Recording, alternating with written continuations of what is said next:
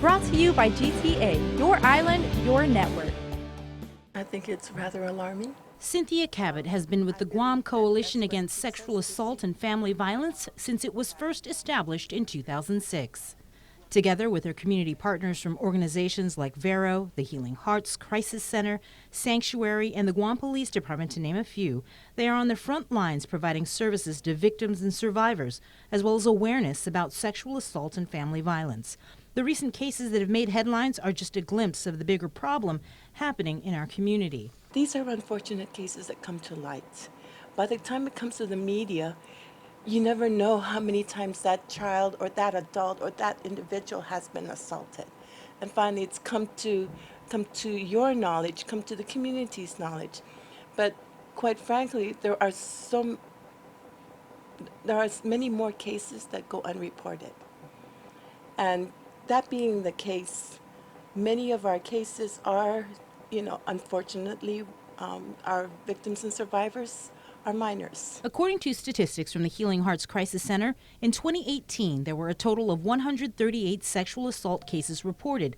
93 cases, or 70%, involved Guam's children, ranging from the ages of 2 to 17, and a majority of those perpetrators were family members or acquaintances of their victims. When you see the numbers, and the victims are, a lot of the victims are minors, it seems.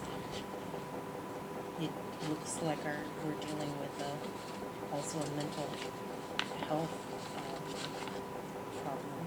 For pedophilia, it is. And that is a medical condition,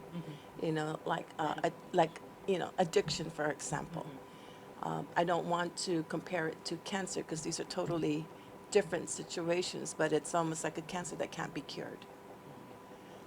There may be remedies to alleviate it, or there may be programs to suppress it, but these are the situations where I say a perpetrator is a perpetrator is a perpetrator, in that regard. And especially recently, because of all the cases that we've had, it's like one after another, and it's like, oh my gosh, when is it going to end? So we raise a lot of awareness, we do all this work, and then more cases come out. Sometimes it feels like they're even worse than the last one that you report on. And it's almost like opening up Pandora's box in that regard, And so it's more like, well, how can we do more for those who are vulnerable? And maybe not just your organization, but the community. How can we all do more? I mean, what message do you want to get out to everyone? How we can all do more? By doing more is by knowing more, so that we can say no more. Whether it's reporting sexual abuse against minors or adults, Cabot says it's important for people to talk about it, to report it. And even if you are a victim and don't want to report it, at least you can avail yourself to the services that are out there so that you can begin to heal. Brought to you by GTA, your island, your network.